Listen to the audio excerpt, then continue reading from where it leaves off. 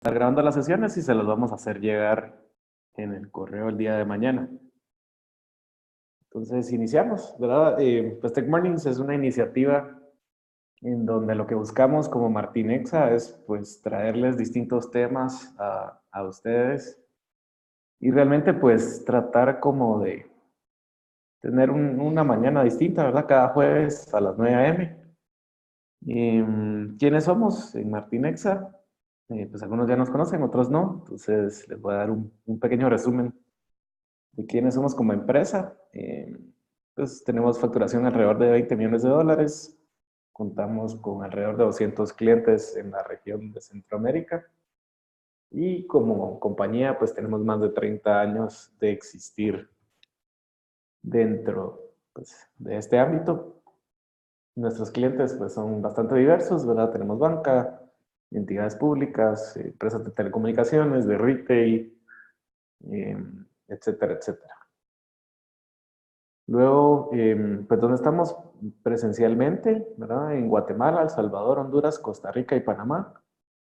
Cada una de las oficinas, pues, con gente local, ¿verdad? Tanto temas de venta como de ingeniería y soporte.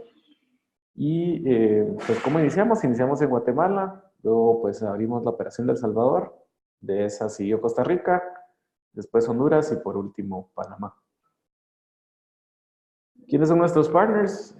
Pues dentro del mundo de la tecnología tradicional o de data center, tenemos como partner a Dell EMC, a Cisco, y en la parte de virtualización a VMware, y en la parte de pues, data no estructurada y algunas de las cosas que Pedro Varías, nuestro speaker el día de hoy, nos va a comentar, tenemos de partner a Cloudera. ¿Cuáles son nuestras líneas de negocio? Bastante rápido, pues las tradicionales, ¿verdad? Storage, backup, servidores, switches, etcétera, etcétera, etcétera. Siempre, pues, infraestructura para data center. Pues es un mundo al que nos hemos dedicado por los últimos 16 años, de la mano de EMC y luego, pues, incorporando distintas marcas. Y del lado de Analytics, pues también damos servicios en cloud, ¿verdad? Analytics as a Service.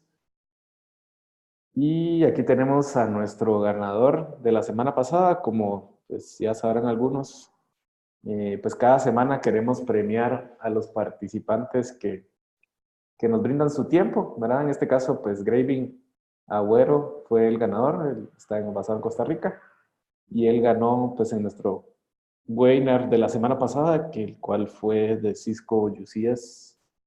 Si alguien estuviera interesado pues, para ver el webinar, no lo encuentra en su correo, con todo gusto me avisa y yo pues, se los puedo hacer llegar. Les recuerdo que, como todas las semanas, ¿verdad? El próximo jueves tenemos sesión Tech Morning. El tema de la próxima semana va a ser Dell EMC Isilon, ¿verdad? Esta es una arquitectura pues básicamente de storage y está especializada para guardar y retener datos no estructurados, ¿verdad? Entiéndase grabaciones, imágenes, estados de cuenta, etcétera, etcétera. Pues es una arquitectura diseñada específicamente para este uso, bastante interesante, y se complementa pues mucho con lo que vamos a ver también el día de hoy. Entonces, el momento que todos estaban esperando, el tema del gift card, ¿cómo funciona? ¿Verdad? Pues en cada una de las sesiones tenemos preguntas relacionadas con la sesión anterior y en este caso pues hacemos un Kahoot, ¿verdad? El Kahoot es un juego interactivo en donde ustedes van a ver las preguntas y las respuestas en mi pantalla y deben ingresar a kahoot.it. En sus pantallas van a ver algo como lo que tenemos por este lado. Entonces, lo único que uno tiene que hacer es contestar en el menor tiempo posible la respuesta correcta, ¿verdad? Si en caso la respuesta fuera el cuadro verde, pues en su celular escogen el cuadro verde y el juego automáticamente nos da puntos por tener la respuesta correcta y por la rapidez en cómo contestemos.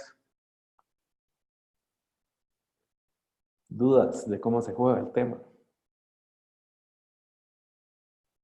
Si nadie tiene dudas, vamos a empezar.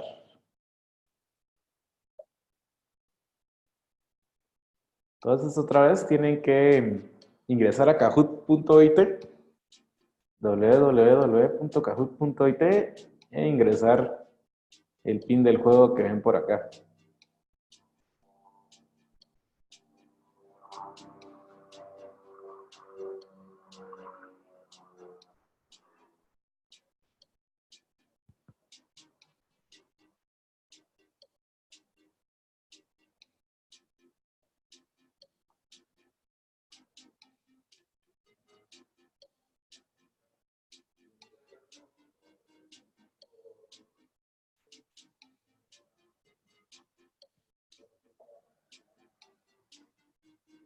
Vamos a dar un minuto ahí para los que todavía no se han registrado.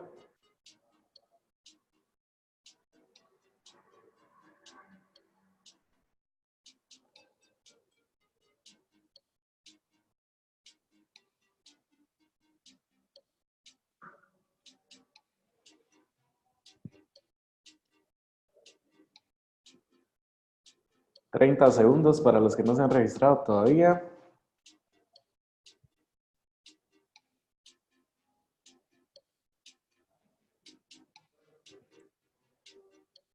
Vamos a empezar entonces.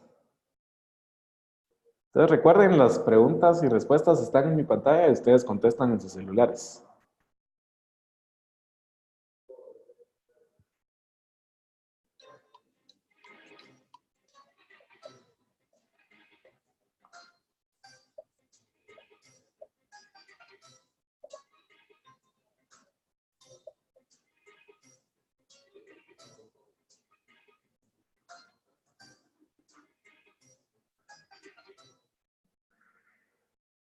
La respuesta correcta, UCS-C. Vamos a ver quién va a la cabeza. César Elizondo. Siguiente pregunta.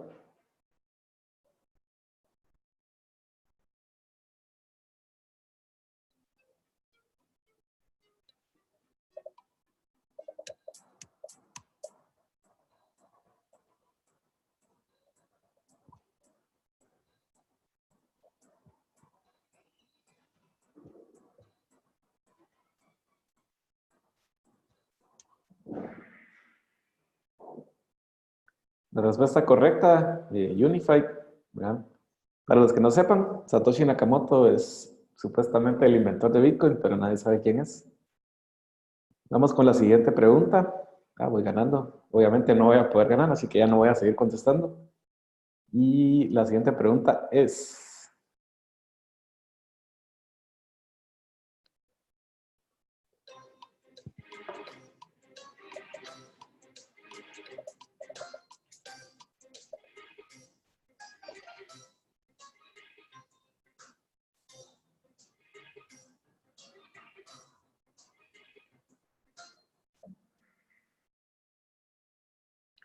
La respuesta correcta, ¿verdad? Porque los Fabric Interconnects están integrados en el chasis. Digamos, en el caso de UCS normal, los Fabrics están por fuera del chasis. Entonces, muy bien. ¿Quién va ganando? Vamos a ver. César Elizondo a la cabeza. Y la última pregunta.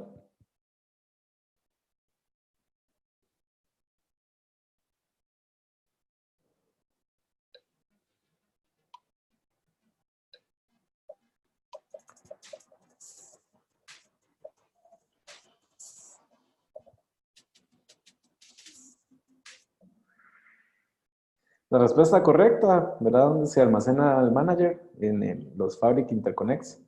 Y es por eso que, digamos, a diferencia de otras arquitecturas, Cisco pues, nos provee bastante flexibilidad a la hora de hacer hot swaps y ese tipo de instalaciones. Y el ganador es César Elizondo. César, si nos haces favor de escribir por el chat y te hacemos llegar pues tu gift card.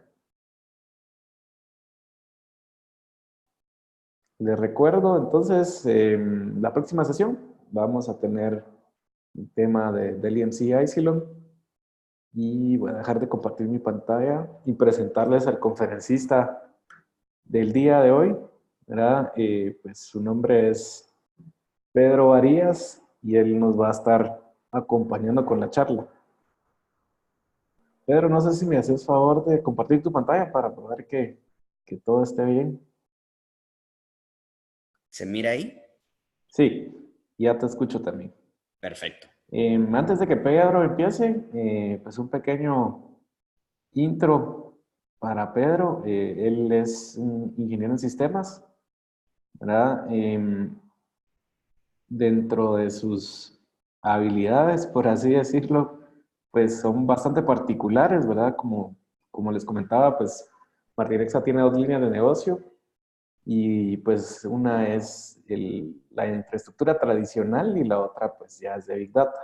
En el caso de Pedro, pues él ha estado en los dos mundos, entonces su experiencia pues es interesante, ¿verdad? Conoce pues el mundo tradicional y ahora pues lo que nos va a mostrar que es el tema de Big Data Analytics y pues el Data Lake. Pero tiene certificaciones en Dell EMC, VMware y Cloudera, ¿verdad? Tanto para implementación como administración de los sistemas. Y pues tiene una visión de primera mano del panorama de analítica a nivel regional, ¿verdad? Él es nuestro preventa que apoya, digamos, desde Guatemala, México y otras latitudes con nuestros partners. Entonces, sin más, te dejo, Pedro. Muchas gracias, Jorge. Buenos días a todos. Gracias por estar aquí en el webinar. Em, la charla que les vamos a compartir hoy es como la transición de Business Intelligence a Data Science. Tocar un poco como que los conceptos de ambos y explicar un poco más qué es esto de Data Science, lo de ciencia de datos, cómo funciona, cómo estamos. Em, un segundo. La agenda que tenemos para hoy, para presentar un poco la charla, empezar a tocar temas, ¿verdad? A explicar Business Intelligence, Data Science, cuál es la diferencia, hablar, ¿es la ciencia de datos una ciencia? ¿Por qué se llama así? Discutir un poco de las etapas de madurez organizacional, el manejo de información y por último tocar con las tecnologías y habilidades tanto para Business Intelligence como para Data Science. Bueno, entonces, metiéndonos directo en materia, ¿verdad? Estos dos términos están sonando mucho, sobre todo en el tema de análisis de datos. Se está pensando con las organizaciones que se tiene, ¿verdad? O sea, que se están buscando perfiles de analistas y se tiene como que esa discrepancia, voy a decir así, entre las capacidades de Business Intelligence y las de Data Science. Son uno mismo, son complementarios, son opuestos. Eh, la verdad, Business Intelligence ha sido como que la forma de analizar datos tradicionalmente, ¿verdad? Es como que las habilidades están más en el área como programática, la capacidad de tomar los datos, formar los cubos, por ejemplo, ¿verdad? Los cubos multidimensionales y como poder analizar las distintas presentaciones de datos que vienen ahí. Pero voy a decirlo así, las habilidades que se necesitan para poder analizar los datos se pueden practicar o explotar de la misma forma analizando un Excel, por ejemplo, ¿verdad? Que es ver las tendencias, ver los puntos que se tienen, los datos planos precisamente, ¿verdad? Cómo funciona todo esto del lado del data science. Es realmente un opuesto y porque se llama así. Realmente tenemos del otro lado con el tema de data science o ciencia de datos, que es un tema muy emergente, ¿verdad? Es un tema muy nuevo. Las compañías, por lo que conocen, por lo que han hecho, por lo acostumbradas que están al proceso, tienen mucho más éxito en proyectos de Business Intelligence que en proyectos de ciencia de datos. Eh, y es que realmente en ciencia de datos las compañías están empezando a meter los pies al agua, ¿verdad? Están empezando a explorar las oportunidades, no saben cómo atacar realmente los proyectos y muchas organizaciones o empresas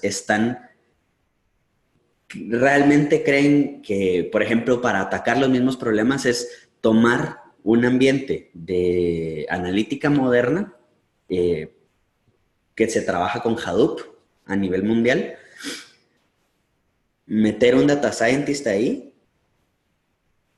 o meter un analista de negocio y ya está. O al revés, ¿verdad? Tomar un data warehouse, una arquitectura tradicional, meter ahí un data scientist y ya está. Y realmente no es tan así. Esto lo vamos a ver un poco más a detalle, pero naturalmente como es una iniciativa nueva, como las empresas están probando, es muy probable que haya muchos errores en la implementación. De hecho, actualmente un 60% de los proyectos de data science que se tratan de implementar en las empresas fracasan. ¿Cuál es la razón? ¿Por qué fracasan estos proyectos? Nuevamente se tiene una mala concepción de lo que las empresas tienen que hacer, de los requisitos que necesitan, de la madurez en la información, y tal vez contratan a una persona que es un buen analista de datos, pero no exactamente es un científico de datos. Y eso me lleva a un punto interesante. ¿Cuál es el perfil de un científico de datos? ¿De dónde viene? Realmente, los primeros científicos de datos son originarios, digamos, son personas del mundo de la matemática, de la estadística, que aprendieron programación y aprendieron como que a tener esa capacidad como de trabajar con los datos de una nueva forma, ¿verdad? No son como usualmente se maneja en Business Intelligence, que se tiene pues un administrador de base de datos, ¿verdad? Que es un skill set, voy a decir, muy distinto.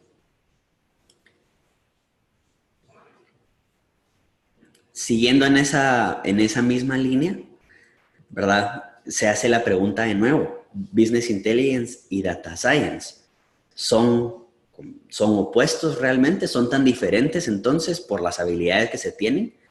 Y yo digo que no son opuestos, son complementarios, son parte de una misma moneda, solo que son dos caras distintas. Porque si yo se los pongo así, ¿qué hace realmente Business Intelligence? Toma los datos que conozco y utiliza ciertas habilidades, cierta tecnología para responder preguntas sobre los datos que tengo, sobre a dónde quiero llegar, dónde estoy, ¿verdad? ¿Qué hace ciencia de datos? Toma los datos que tengo, utiliza ciertas habilidades, ciertas tecnologías y responde preguntas sobre dónde estoy, a dónde quiero llegar, dónde está mi departamento, ¿verdad? Entonces, realmente Business Intelligence y Data Science están más relacionados de lo que creeríamos. No necesariamente viene uno a reemplazar al otro, sino que ese espacio, ¿verdad? Y sobre todo en organizaciones más desarrolladas, se busca que ambos departamentos sean complementarios, que se tengan dos unidades de negocio distintas que puedan servir este proceso. ¿Por qué separarlo a nivel de la organización?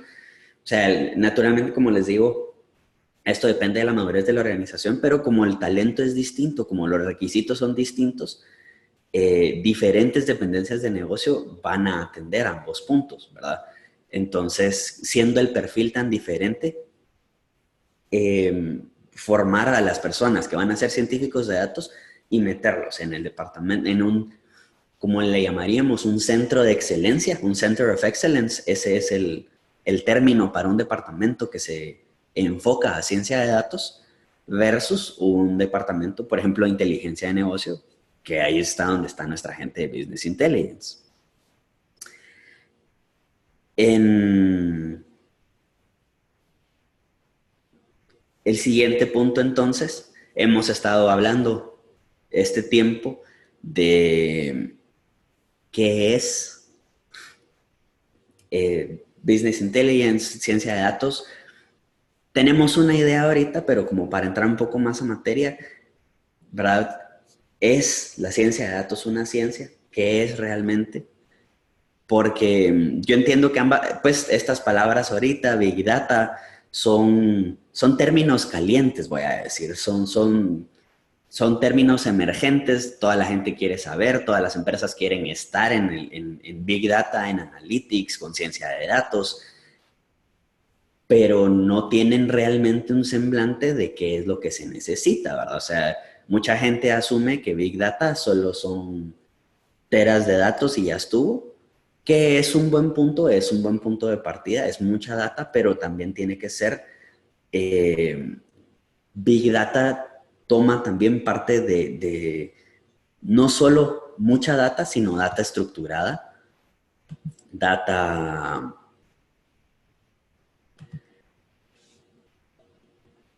que se genera muy rápidamente, ¿verdad? Lo interesante de la data no estructurada es que la data no responde a un proceso necesariamente, sino que la generación de data se vuelve aleatoria.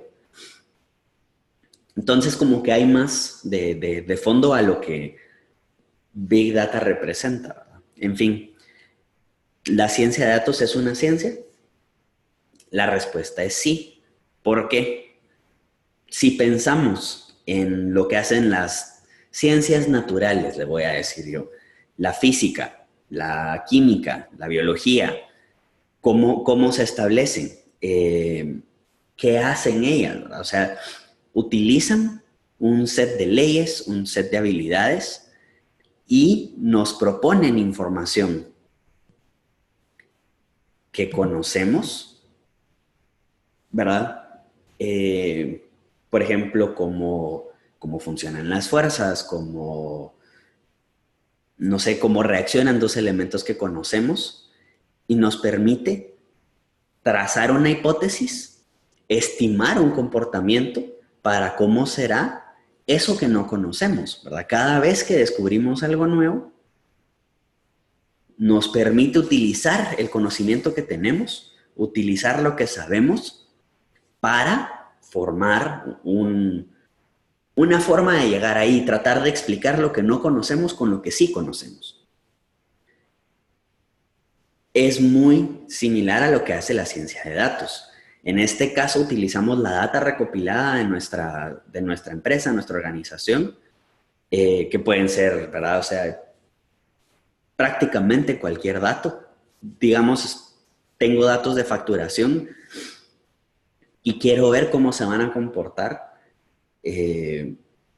cómo se va a comportar el sellout de mis distribuidores, por ejemplo. Entonces yo tengo información que conozco, yo planteo una hipótesis, desarrollo un modelo y el modelo puede ser matemático, puede ser estadístico, puede ser ya un modelo, algo predictivo, algo que tenemos que enseñarle a alguien más, a una máquina, por ejemplo. Esto podría ser machine learning, inteligencia artificial, ¿verdad? Utilizamos la tecnología, las capacidades de estas nuevas plataformas, junto con el conocimiento de los datos, el planteamiento de hipótesis, para poder responder las preguntas que tenemos, ¿verdad? En este caso, cuando llegamos a lo desconocido una vez, la ciencia de datos busca tener un resultado repetible y ver si el modelo puede mostrar lo que nosotros ya sabemos que son las salidas con las entradas que tenemos. Y si lo usamos en data que conocemos, podemos extrapolarlo a para data que no conocemos y así respondemos las preguntas del negocio. Entonces, que es muy similar de nuevo como trabajan las ciencias naturales. Entonces, la respuesta es sí, la ciencia de datos es una ciencia. De nuevo, por el estilo de trabajo, ¿verdad? Por la forma en que se maneja todo este conocimiento. Voy a pasar adelante. Les voy a contar un poco de la metodología de trabajo que utilizamos en Martinexa. Esta es una metodología que bautizamos nosotros como DataBoost. Y la idea es atacar, digamos, como que otros puntos de vulnerabilidad, voy a decir yo, que son propios de soluciones de Big Data y Analytics. Ahorita llego yo a ese punto. Nosotros, en un promedio de 4 meses, hacemos el recorrido por todo este ciclo y tocamos puntos desde el descubrimiento de oportunidades, la preparación de datos, planificación, creación, comunicación de resultados e implementación. De estas fases, hay muchas fases que son importantes, hay muchas fases que involucran al negocio. Por ejemplo, en el descubrimiento nos sentamos con la gente de negocio y esto se vende a gente de negocio, ¿verdad? Porque voy a decir así, el dolor financiero, donde está el dinero para poder financiar estos proyectos de analítica, están del lado de negocio, ¿verdad? Donde podemos optimizar un proceso, donde podemos reducir una pérdida, donde podemos ampliar los márgenes, ¿verdad? O tal vez simplemente generar más ganancias, más venta. Entonces, todas esas oportunidades están del lado de negocio, nos sentamos con ellos, descubrimos una oportunidad, pasamos una fase de preparación de datos. En este caso, tomamos toda la información que tiene la empresa para ofrecer, como para poder pintar el panorama de la data que tenemos para contestar, ¿verdad? Para contestar las preguntas, como mencionábamos anteriormente. La idea detrás es que podamos entender, por ejemplo, qué datos nos sirven, qué datos no nos sirven, en qué formato nos sirven, ¿verdad? O sea, si vemos como que la data, ¿qué les digo? Hay un dato con 6 decimales, pero francamente para el cálculo nos sirve con 2, como que de una vez estar pensando en las transformaciones que vamos a hacer. Aquí filtramos, agregamos, eliminamos los datos de las columnas que no nos vayan a servir. Si hay una bitácora, si hay un log, si hay una aplicación de la que podemos tomar los datos, pues agregamos también esa información a nuestro panorama de datos para saber qué tenemos para trabajar. Y una vez tenemos ese panorama claro, planificamos el modelo. Empezamos a ver cuál es la forma de resolver, ¿verdad? Esto es, como hablábamos en la parte anterior, donde empezamos a plantear esa hipótesis. ¿Cómo vamos a contestar esa pregunta? ¿Cómo vamos a determinar, por ejemplo, qué transacciones son fraudulentas? ¿Cómo evaluamos un crédito? ¿Verdad? ¿Es un buen crédito? ¿Será un mal crédito? ¿Cómo sabemos a qué clientes llegar con una nueva oferta? ¿Cómo sabemos qué clientes se nos van a ir? Esa, digamos, en la planificación del modelo es donde establecemos nuestra hipótesis y buscamos contestarla. Y de ahí está la creación del modelo, donde nos sentamos a programar el modelo y empezamos a hacer pruebas y validaciones de lo que tenemos. Para no tener un modelo ciego, le decimos nosotros, sino que podamos constantemente verificar la efectividad del modelo, tenemos reuniones donde comunicamos resultados que nos permiten ir guiando el modelo si la expectativa está rindiendo. Y por último, dejamos implementado el proyecto. Ahora bien, regreso yo al punto. Hablábamos aquí de una solución de 4 meses. ¿Por qué? Porque existe una sensibilidad de tiempo. Como todo, el panorama de negocio es constantemente cambiante. Si nosotros no tuviéramos una entrega rápida sobre soluciones de analítica, no podríamos responder la pregunta en el tiempo correcto. Imagínense que nos tardamos un año. En un año hay un nuevo competidor, se desarrolla un nuevo producto, tal vez cerró uno de mis canales de distribución. Entonces el panorama es distinto, ¿verdad? La idea de tomarnos poco tiempo es que podamos contestar la pregunta en el tiempo que es necesario, ¿verdad? Y no extendernos a más, como les digo, por ese riesgo que cambie el panorama y el modelo ya no sea como se planteó originalmente. Ahora bien, les voy a contar un poco de 5 etapas de madurez que hemos ido encontrando nosotros en nuestro trabajo con distintas empresas, ¿verdad? La idea de contarles esto es como que les quede un diagnóstico, ¿verdad? Esto es, cuando nosotros hablamos de esto con las empresas, la idea es que ellos se autodiagnostiquen, se ubiquen en una de estas empresas y no exactamente es un viaje lineal. ¿verdad? O sea, no es como que haya una progresión gradual de una recta de la primera a la quinta etapa, sino que hay puntos en medio, porque naturalmente hay esfuerzos que se hacen en una como para acercarse a la siguiente etapa, pero todavía hay cosas que la retrasan. Voy a ir contándoles de las 5 etapas y como para que tengan una idea de qué representa cada una. La primera es lo que le llamamos la etapa de caos. La etapa de caos, como su nombre lo explica muy bien, es una etapa donde hay islas de datos, ¿verdad? Donde yo le pregunto a ventas cuántas cajas movimos, me dicen 10, le pregunto a logística y me dicen 8, ¿qué pasó ahí? ¿Por qué los números no empatan? ¿Verdad? No tengo visibilidad, voy a preguntar. Hay una persona que se fue de vacaciones, toda la data está en su computadora, en un Excel. Entonces ese archivo, como él está de vacaciones, no se actualiza en 2 semanas o en 3 semanas. La empresa tiene mucha vulnerabilidad en el tema de datos. No hay una sola forma de manejarlo. La reportería es ese mismo Excel copiado y pegado con una gráfica agregada a la par, que no está mal, pero naturalmente hay mejores formas de hacer las cosas. Por ejemplo, como en la etapa de reporte, utilizamos tecnologías para centralizar la información, herramientas de reportería centralizadas dedicadas. La idea es reducir el uso aislado de Excel y que la información se esté actualizando constantemente, ¿verdad?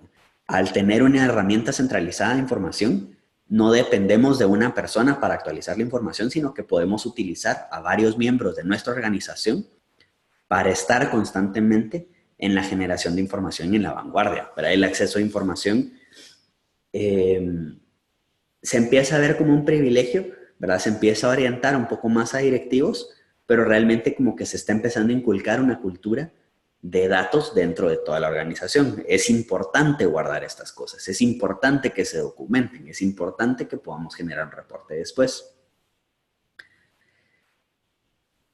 Luego tenemos la etapa de dashboard, como le llamamos nosotros. Aquí se empiezan a utilizar tecnologías de business intelligence, tenemos herramientas de visualización que ya corren o, voy a decir, se empoderan utilizando la información de nuestra arquitectura centralizada de reportería, ¿verdad? Empezamos a robustecer la organización en ese tema. El acceso a la información ya no vuelve a ser solo de directiva, sino que se empieza a popularizar, ¿verdad? Ya no es un privilegio, sino que es un esperado que yo tengo acceso a esa información. Como ya está estructurado, ya sabemos dónde estamos, ya podemos tener analítica descriptiva, que eso nos los da los reportes. Cuando nosotros hablamos de analítica descriptiva es que nos permite explicar dónde estamos y qué pasó, ¿verdad? Como me gusta el término y se los voy a compartir como analítica forense, le dicen, entre comillas. La idea de forense es que nos permite explicar qué pasó con el muerto, ¿verdad? En fin. Dashboard nos permite generar KPIs porque si sabemos dónde estamos, podemos medirnos, podemos mejorar. Si tenemos reportes, tenemos la información, podemos tomar decisiones sobre ella. Y como les digo, el acceso a la información, ya, digamos, en este punto el negocio está claro que la información no solo es algo que hay que guardar, sino es un activo que se puede explotar, ¿verdad? Pasamos a la etapa de iluminación. En esta etapa empezamos a trabajar productos de analítica. Le llamamos iluminación porque empezamos a tener esos descubrimientos de tendencias que son más allá de lo obvio, ¿verdad? Empezamos a utilizar productos de analítica como para ver más allá de los datos y dejamos, por así decirlo, que los datos y los históricos nos hablen de regreso. Por último, tocamos la etapa de Everest. La etapa de Everest es lo que llamamos nosotros como el punto ideal, el punto más alto, ¿verdad? Es un punto de alto desempeño donde ya tenemos un equipo formal de científicos de datos que está generando constantemente productos. nos permite evaluar los productos con retorno a inversión. Esto nos permite tomar decisiones estratégicas, tácticas, operativas con la información que tenemos, ¿verdad? O sea, las decisiones, como la información está tan permeada en toda la organización, todos los niveles son capaces de usar información y tomar decisiones. Y a esto, en este punto, ¿verdad? En la quinta etapa es lo que llamamos una organización orientada a datos o data-driven. Aquí está, les queda aquí los puntos para que puedan revisarlo después de la etapa de reporte, la etapa de dashboard, la etapa de iluminación y la etapa de Everest. Ahora bien, cerrando un poco con el tema que habíamos mencionado antes, ¿dónde están las tecnologías, las habilidades que se necesitan propiamente para Business Intelligence y Data Science? Del lado, perdón, tenemos, a esto le llamamos nosotros el cuadrante. Tenemos una parte del lado izquierdo, una parte estructurada, del lado derecho una parte no estructurada. La parte de arriba habla sobre tecnología y la parte de abajo habla sobre el área de negocio, por así decirlo.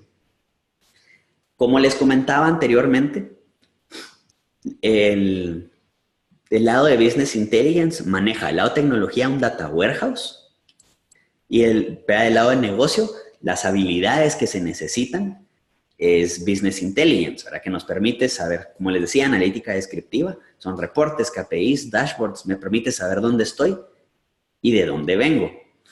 Y hasta este punto, ¿verdad? Muchas organizaciones solo miraban el lado derecho como, ok, es Big Data, ¿verdad? Es Analytics, es algo nuevo.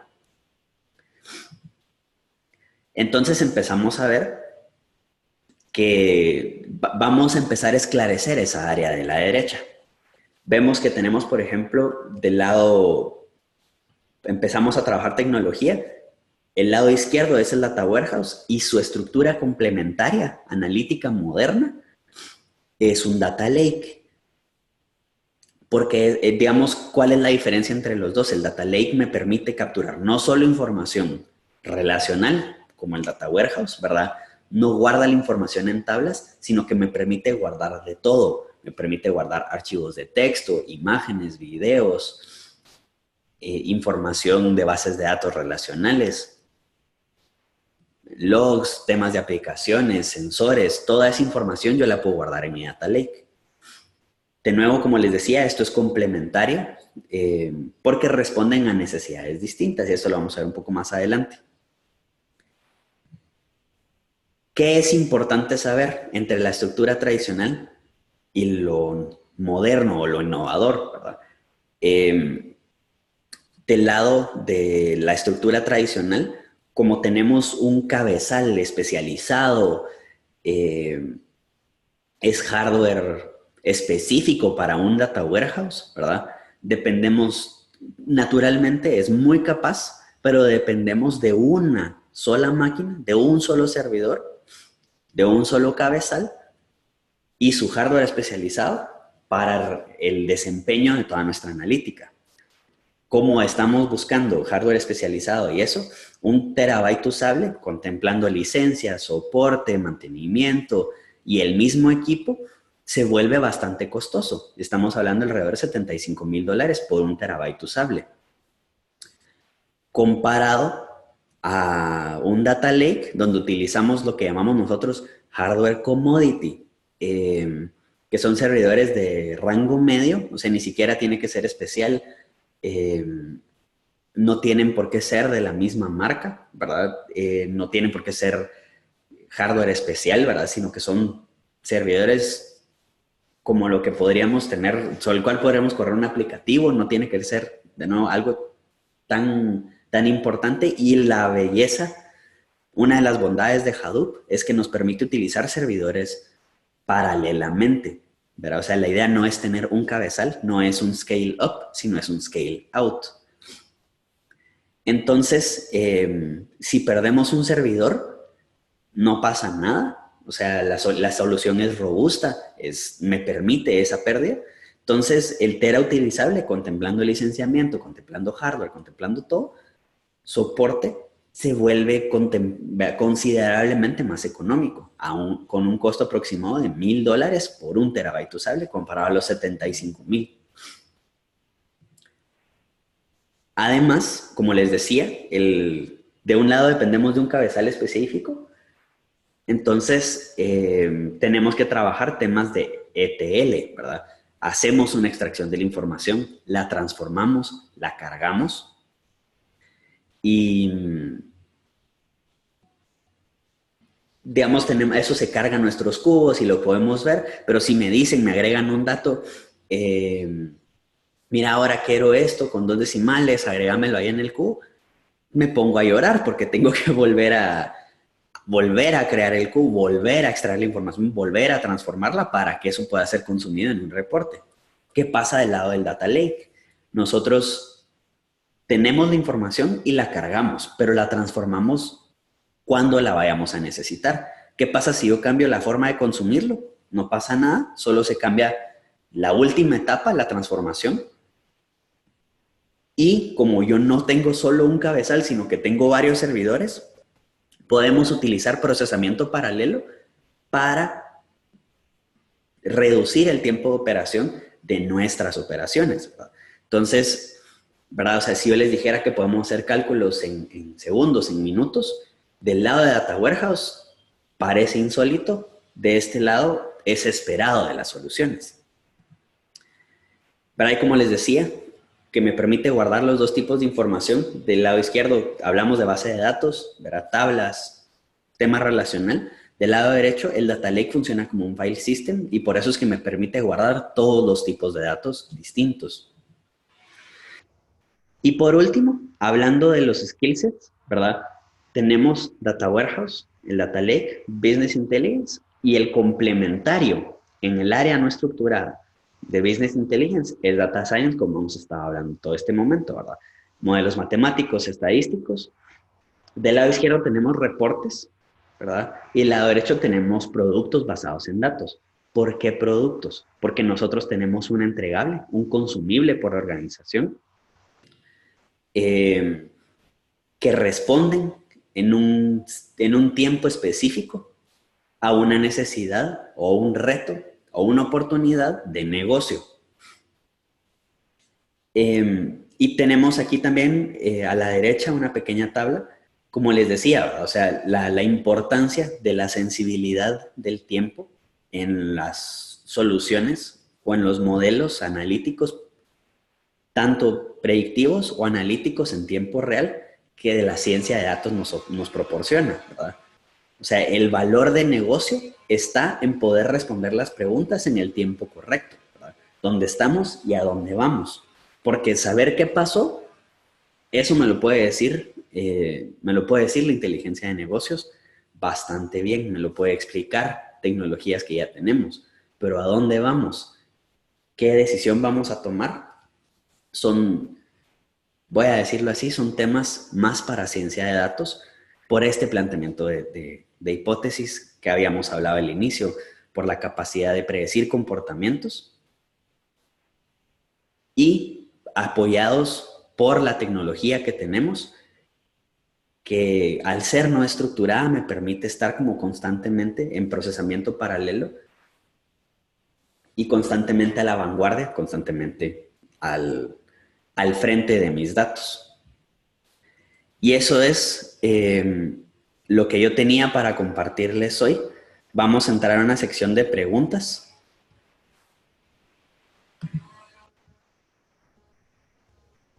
Para poder realizar sus preguntas, hay una sección que dice preguntas y respuestas. O en el chat, ¿verdad? También nos pueden hacer llegar sus preguntas por el chat.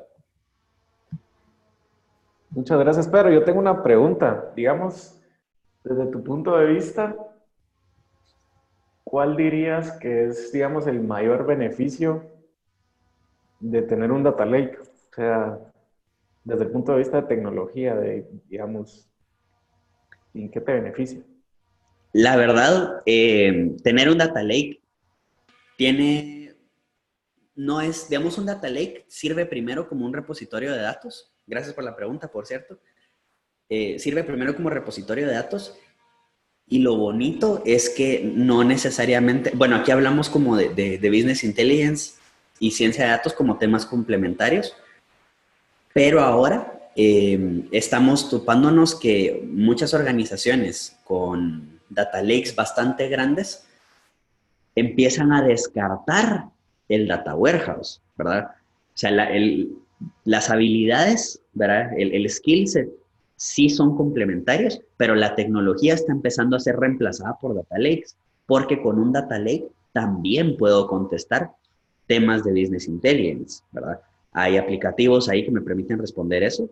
Entonces, los beneficios de un data lake es que me permite guardar mi información, me permite explotar mi información sin importar de qué lado de qué lado de la ecuación, por así decirlo, quiero la respuesta. Lo quiero en una respuesta de Business Intelligence, lo puedo tomar por ahí. Lo quiero en un lado de Data Science, lo puedo tomar por ahí también.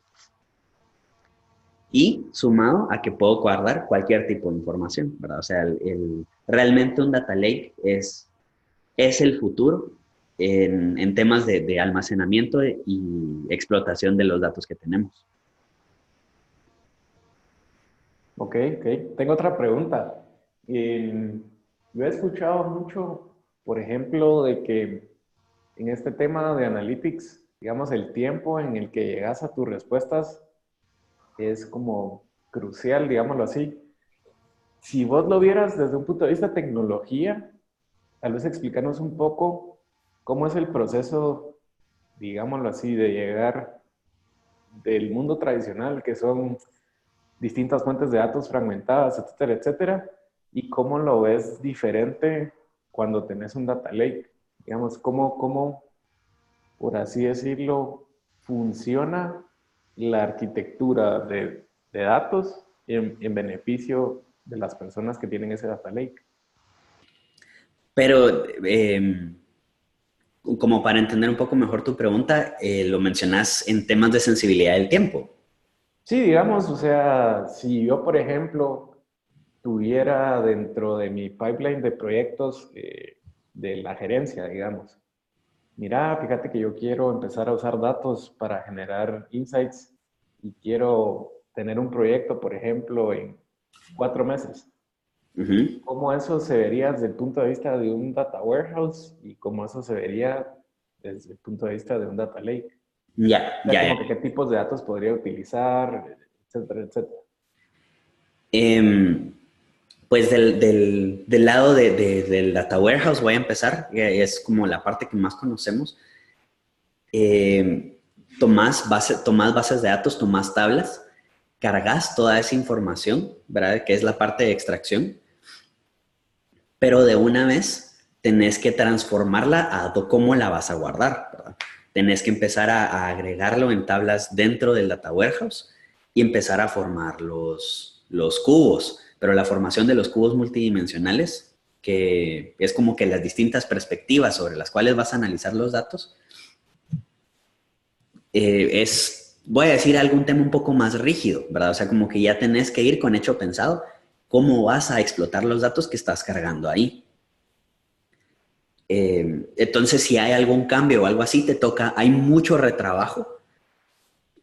Contrario, por ejemplo, a un data lake donde podés tomar la información, la cargas y te permite ir explorando, decimos nosotros, ir reaccionando con lo que tenés. O sea, si surge una nueva pregunta, si surge un nuevo requerimiento, la información cruda está dentro del data lake, que te permite entonces transformarla bajo demanda a lo que vayas necesitando, ¿verdad? Que como muchas cosas en el mundo moderno, por así decirlo, es más flexible, más dinámico, más responsivo a a las necesidades cambiantes de los negocios, ¿verdad? Entonces, en términos de tiempo, pasas más tiempo explorando preguntas, explorando la data que tenés, viendo qué más puedes contestar, en vez de pasar el tiempo transformando los datos para utilizarlos en los cubos, ¿verdad? O sea, como que el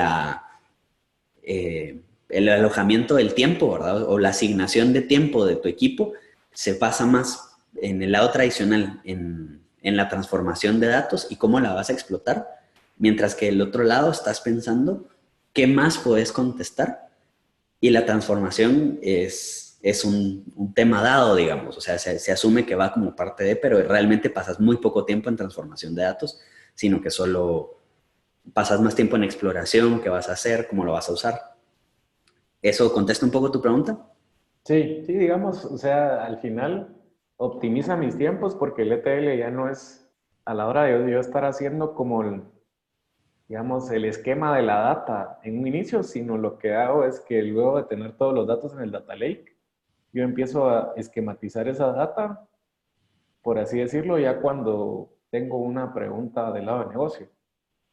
Sí, correcto, Y otra correcto. pregunta, digamos, si yo fuera un cliente y estoy pensando, pues ya en utilizar estructuras de datos modernas como las que mencionas, ¿cuáles son las preguntas que yo me debería hacer si estoy empezando en ese camino? Digamos, yo quiero empezar a hacer un data lake, que me suena interesante tu charla.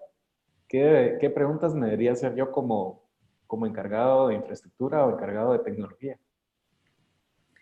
Eh, lo más importante para un data lake, sobre todo a nivel de negocio, es si estás listo para manejarlo, ¿verdad? O sea, el data lake es una gran herramienta, pero, por ejemplo, como hablábamos en el tema de madurez organizacional, si estás en el área de caos o en el área de reporte, tal vez el data lake es muy pronto para implementarlo dentro de la organización, ¿verdad? Eh, Tal vez, digamos, tenemos una directiva bastante innovadora que quiere montar un data lake y de sobre eso montar, como les decía antes, ambas plataformas, ¿verdad? La plataforma de Business Intelligence y la plataforma de analítica, de ciencia de datos. Genial, pero realmente, eh, como al final les decía yo, también hay un tema ahí como de identidad de manejo de datos, de cultura de manejo de datos dentro de la organización, normalmente el negocio tiene que estar listo para recibir un data lake. Entonces esa es una de las preguntas, ¿verdad? ¿Estoy listo para trabajar con esto? ¿Ya estamos utilizando los datos que tenemos de alguna forma? ¿O me quiero meter ahí solo porque es un tema emergente? Ese es un como de autodiagnóstico que es importante evaluar. Eh, Tengo el espacio donde lo quiero manejar. Por fortuna, voy a decir así, el data lake se puede manejar en distintos niveles. Lo podemos manejar al local, ¿verdad? On-premise, lo podemos manejar fuera de sitio, en la nube, o podemos tener eh, con Cloudera, específicamente voy a mencionar aquí lo que llamamos el Shared Data Experience, que me permite compartir un data lake híbrido, donde yo tengo tal vez una parte dentro de mi sitio, físicamente, y utilizo una parte expansiva del clúster en la nube. Bien interesante ese concepto. Y, o sea, se mira y se administra desde mi plataforma, desde una sola plataforma. Entonces la pregunta es, ¿dónde quiero manejar yo mi data lake? ¿Verdad? ¿Dónde lo quiero montar? ¿Tengo espacio para montarlo? Eh, y tercero, tengo a la gente correcta, ¿verdad? Es importante ver también para tener un data lake qué necesito, ¿verdad? Si tengo a la gente que lo puede operar, tengo a los analistas correctos, tengo el skill set desarrollado y si no, pues empezar por ahí, tal vez desarrollando el personal o contratando personal nuevo, eh, podemos utilizar ese nuevo conocimiento como para tomar las decisiones correctas en la adquisición del data lake. Pero esas serían como, para mí, como que las tres más importantes, ¿verdad? O sea, tengo la gente, dónde lo quiero poner y si es el momento correcto. Ok, ok, me parece. Y una consulta adicional, la última. Digamos, en el caso de que la gente no tenga los skills, ¿qué puedo hacer yo para entrenarlos? O sea, ¿cómo empiezo yo a formar a mi equipo? para que empiece a entender qué es un data lake y cómo se maneja, etcétera, etcétera. ¿Cuál sería tu recomendación? Lo bonito es que, claro que ser un data scientist es un tema complejo, requiere varias habilidades distintas, como hablábamos un poco de antes, como que planteamiento de hipótesis y todo, pero lo que es fundamental, ¿verdad? O sea, lo que digo yo que avanza bastante en esa ruta, si saben programar, por ejemplo, en Python y saben manejar SQL Server, o solo con esas como dos como base, es un gran paso a volverse un científico de datos, porque tienen la parte técnica que es como a veces lo más difícil en adquirir, ¿verdad? Y, y empezar a formar temas, por ejemplo, de qué es Hadoop, averiguar por ahí, ¿verdad? Apache Hadoop es al final una herramienta open source, entonces hay muchísima documentación sobre el tema. Y naturalmente, si quisieran como que una ayuda más guiada, y esto es yo ofreciendo los servicios que tenemos, Martinexa también tiene un departamento donde podemos entrenar a las personas en esa misma ruta, ¿verdad? De nuevo, con que tengan esa base, nosotros podemos tomar y enseñarles un poco las herramientas, el conocimiento que utilizamos nosotros con las herramientas de Cloudera. Y si no, pues hay muchísimos recursos en Internet que empiezan a explicar, digamos, qué capacidades tiene la solución, qué se usa dónde, y con esa como base de skill set, empezar a formar para arriba. Ok, muchas gracias, Pedro. Al Para los contrario. participantes, les voy a estar enviando una pequeña votación. Si me ¿Ok? hacen favor de contestarla. Y nos preguntan Ejemplos ejemplos prácticos. prácticos de uso de negocio. Lo, digamos, la ciencia de datos tiene muchísimas aplicaciones. Lo bonito, voy a decir así, es que no dependo del contexto, sino que la ciencia de datos, como utiliza información para contestar lo que conocemos, para contestar lo que no conocemos, podemos estar en cualquier giro de negocio. Esto podría ser, por ejemplo, retail, gobierno, empresas eléctricas, empresas de logística o de transporte, eh, podría ser empresas de aeronáutica, talleres, e instituciones financieras. Entonces, voy a contar un par de ejemplos, pero digamos, la amplitud de la ciencia de datos es uno como de sus principales factores, ¿verdad? Por ejemplo, y los mencioné un poco durante la charla, temas como detección, por ejemplo, de fraude de tarjeta de crédito o detección de tráfico gris en temas de telefonía, ¿verdad? O fraude de bypass, como le decimos, cuando utilizamos una llamada conectada por datos para saltarnos, por así decir, una llamada por voz. Temas de evaluación de riesgos de crédito. Podemos ver también temas de deserción. Puedo predecir qué clientes van a salir antes de mi... Pero, o sea, qué clientes están a un mes, 2 meses, antes que dejen de ser mis clientes, ¿verdad? Que eso es lo clave, porque si yo sé qué clientes tengo, qué clientes se me van a ir, puedo accionar sobre eso antes que se me vayan, en vez de pensar en cómo capturar clientes nuevos, porque ya se me fueron, ¿verdad? Lo bonito de la ciencia de datos es poder anticiparnos a ese tema y ahorrarnos ese costo adicional en captura de nuevos clientes. Podemos ver también temas de stock inteligente, qué comprar, cuándo comprarlo para que yo tenga un inventario constante y predictivo, ¿verdad? O sea, que yo sepa, digamos, como que cómo son mis tendencias a lo largo del año, a lo largo de los meses, en qué momento comprar para estar abastecido.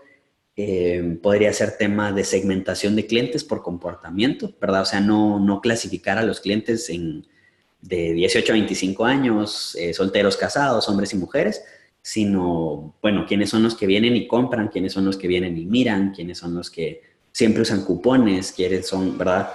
Que me permite conocer mejor realmente a mis clientes y a quienes ofrecerles una nueva promoción, por ejemplo, ¿verdad? O sea, quienes compran en línea, pues tal vez a ellos un descuento especial si nos visitan en tienda, ¿verdad? No sé. Como les digo, tiene muchísimas aplicaciones y no me quisiera extender demasiado con ese tema. No sé si hay alguna otra duda. ¿Estamos bien ahí? Lastimosamente ya se nos acabó el tiempo. ¿Está bien? Eh, pues muchas gracias a todos los participantes. Gracias, Pedro, por la charla.